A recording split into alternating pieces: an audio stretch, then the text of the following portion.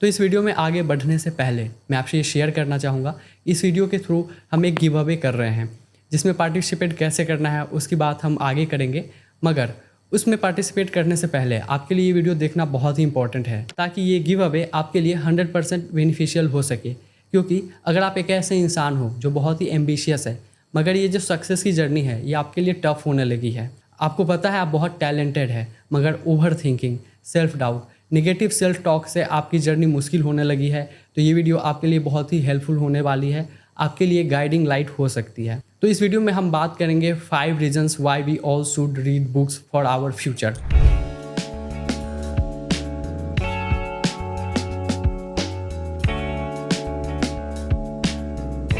Point number 1, जब भी आप कोई बुक पढ़ते हो ना तो हो सकता है कि बुक की कीमत 200, 400, 500 या 1000 हो, बट उस बुक से जो आपको नॉलेज मिलती है, उस बुक से जो आपको वैल्यू मिलती है वो वर्थ ऑफ करोर्स होता है। इसको ऐसे समझते हैं कि जब भी कोई इंसान बुक लिखता है या जब भी किसी इंसान पे बुक लिखी जाती है तो उसके माइंडसेट, उसके सोच विचार, उसने अपनी लाइफ में कैसे सक्सेस देखा है, कैसे जो मुश्किल टाइम है उसको हैंडल किया है, उसके बारे में लिखा जाता है, जिससे हम देखते और सीखते हैं। तो आपको मैं एक एग्जांपल देता हूँ। मैं एक बुक पढ़ रहा था, रिच डैड पुअर डैड। उसमें एक जगह है जहाँ पे जो राइटर हैं रॉबर्ट, वो बताते हैं कि कैसे उनके लाइफ में एक टाइम पे पैसे थे मगर उन्होंने पैसे को सेव किया।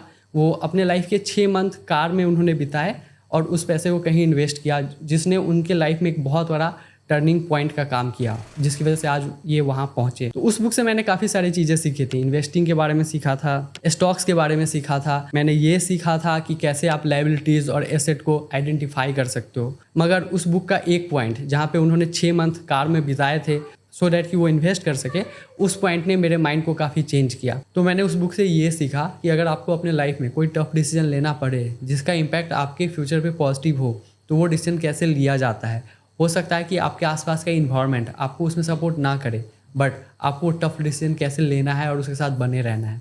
और साथ ही जब आप बुक पढ़ते हो ना तो उसकी एक और अमेजिंग चीज़ है जो मैं आपसे शेयर करना चाहता हूँ। तो जब आप एक बुक पढ़ते हो ना तो आपके पास एक बुक की नॉलेज आती है, जब आप 2 बुक पढ़ते हो तो आपके पास 2 बुक की नॉलेज आती है, मगर जब आप 3, 4, 5, 6 बुक पढ़ते हो ना तो आपके पास एक बहुत ही यूनिक नॉलेज आती है जो सिर्फ आपके पास होती है।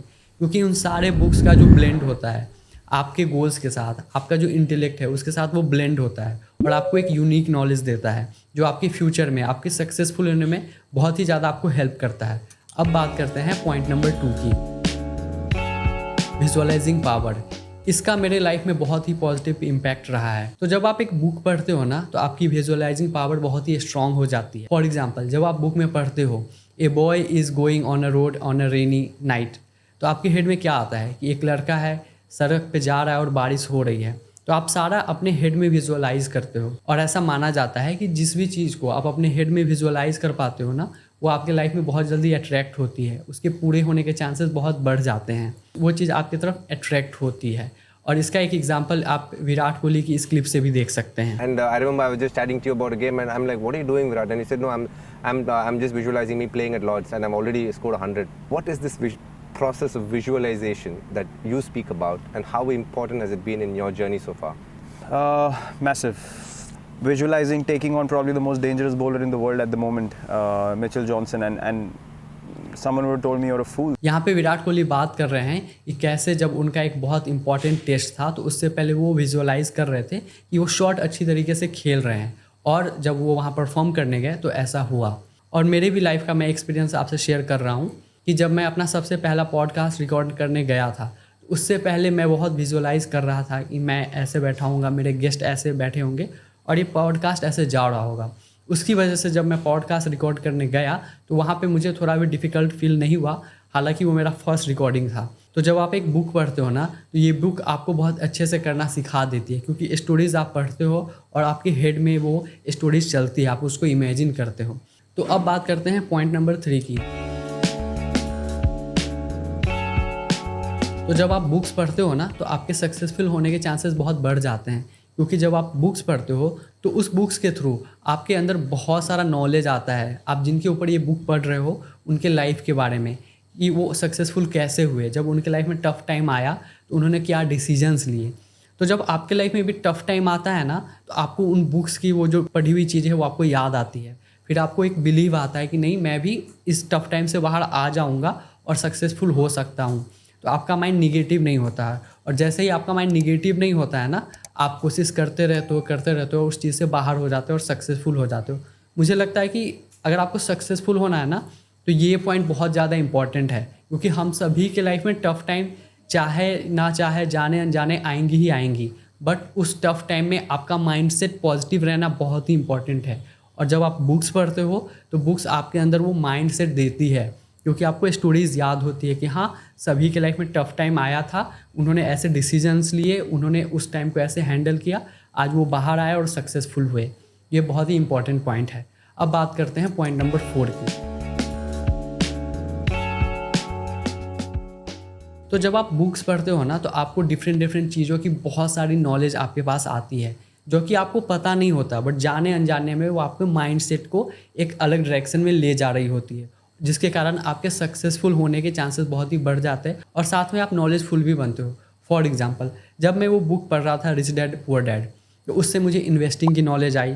मैंने वहाँ से थोड़ी इन्वेस्टिंग स्टार्ट की, जिससे जब मेरी लाइफ में एक टफ टाइम आया तो मैं अपना फर्स्ट लैपटॉप खरीद पाया था। उसमें उस बुक का बहुत बड़ा हाथ था। और अभी भी मैं अपने लाइफ में जो थोड़ी सी आप लग्जरी कह सकते हो, उन चीज़ों को बहुत ज़्यादा प्रायोरिटी नहीं देता हूँ, उसकी वजह वो बुक ही है। और मेरे हेड में हमेशा वो उस बुक के थ्रू वो नॉलेज रहता है कि नहीं, फ्यूचर के लिए काम करो, जो भी चीज़ है उसको उस डायरेक्शन में ले जाओ। उसके बाद मैंने एक बुक पढ़ी जिसका नाम था स्टार्ट विथ वाई। उससे मुझे ये बहुत ज़्यादा इंपॉर्टेंट नॉलेज मिली कि जो भी दुनिया में कंपनीज़ है जो बहुत बड़ी बन पाई है, वो कंपनीज इतनी क्यों बड़ी बन पाई है, उन्होंने ऐसा क्या किया जिसकी वजह से लोग उनके साथ बहुत ही ज़्यादा कंफर्टेबल हुए, उनके प्रोडक्ट्स को लोगों ने परचेज़ किया।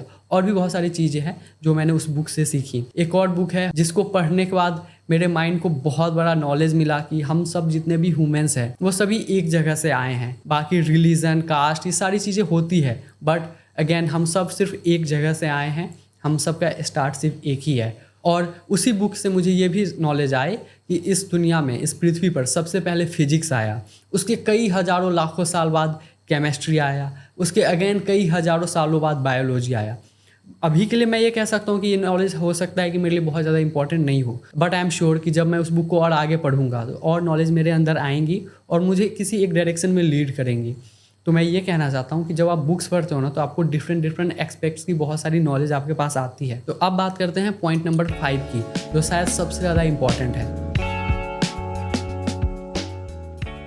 जब भी आप बुक्स पढ़ते हो ना, तो आपका माइंडसेट पॉजिटिव हो जाता है, क्योंकि बुक्स आपके अंदर आइडियाज़ देता है, आपको गाइड भी करता है। तो इसकी वजह से आपका माइंडसेट चाहे कितना भी निगेटिव हो, आपका माइंडसेट पॉजिटिव हो जाता है। और ह्यूमन के बारे में एक और चीज़ है जो हमें समझनी चाहिए कि हमारा माइंडसेट ना साइकिल्स में चलता है। अगर आपका माइंडसेट निगेटिव है तो आपको सारी चीज़ें निगेटिव दिखेंगी और वो निगेटिविटी चलते जाएगी। बट जब आपका माइंडसेट पॉजिटिव होता है ना, तो फिर भी वैसे ही साइकिल के तरह आप पॉजिटिव रहोगे जब तक कुछ निगेटिव हो ना जाए। मोर ऑफन देन और नॉट कुछ ना कुछ निगेटिव होता है, इसलिए हम ज़्यादा निगेटिव लूप में रहते हैं rather than positive. But I am 100% sure, जब भी आप बुक पढ़ोगे ना, तो आपका माइंडसेट पॉजिटिव हो जाएगा। एक और चीज़ है जो हम सभी को सीखनी चाहिए कि हम जिस भी लेवल पे वाइब्रेट करते हैं, मीन्स हम सब किसी न किसी लेवल पे वाइब्रेट करती है, हमारी फ्रीक्वेंसी होती है। और हम जितने हाई फ्रीक्वेंसी पे वाइब्रेट करते हैं, हम किसी भी चीज़ को जो हम अपने लाइफ में चाहते हैं उसको अट्रैक्ट करने की हमारी एबिलिटी बढ़ जाती है। और वो तभी होता है जब हम हैप्पी होते हैं, आप खुद से कंफर्टेबल होते हैं। तो जब आप बुक्स पढ़ते हो ना, तो आप पॉजिटिव रहते हो, उसकी वजह से आपकी वाइब्रेशन हायर लेवल पे होती है। डैट मीन्स कि आप अपने लाइफ में जो भी चाहोगे उसके पूरे होने के चांसेस बहुत बढ़ जाते हैं, आप उन चीज़ों को अट्रैक्ट करते हो। तो ये थे मेरे वो 5 पॉइंट जिसके लिए हम सभी को बुक्स को पढ़ना चाहिए, क्योंकि ये हमें हमारे सक्सेस की जर्नी में आगे ले जाते हैं, हमारे लिए गाइडिंग लाइट होते हैं। Thank you for watching the video. अब हम बात करते हैं कि आप इस गिव अवे में पार्टिसिपेट कैसे कर पाते हैं। बहुत ही सिंपल है, आपको वीडियो के कमेंट सेक्शन में जाना है और उस पॉइंट को कमेंट करना है जो आपको सबसे बढ़िया लगा, और हम रैंडमली उनमें से 3 लोगों को बुक्स उनके एड्रेस पे सेंड करेंगे। हम आपसे कमेंट में ही पूछ लेंगे आपका एड्रेस क्या है। और साथ ही मैंने 3 ऐसे बुक का लिंक डिस्क्रिप्शन में डाला है जो कि एक बिगिनर को ज़रूर पढ़नी चाहिए, और आपकी बुक रीडिंग की जर्नी यहाँ से स्टार्ट हो सकती है। तो आप डिस्क्रिप्शन में जाके उन्हें बाय कर सकते हैं। Thank you for watching the video. Keep supporting me.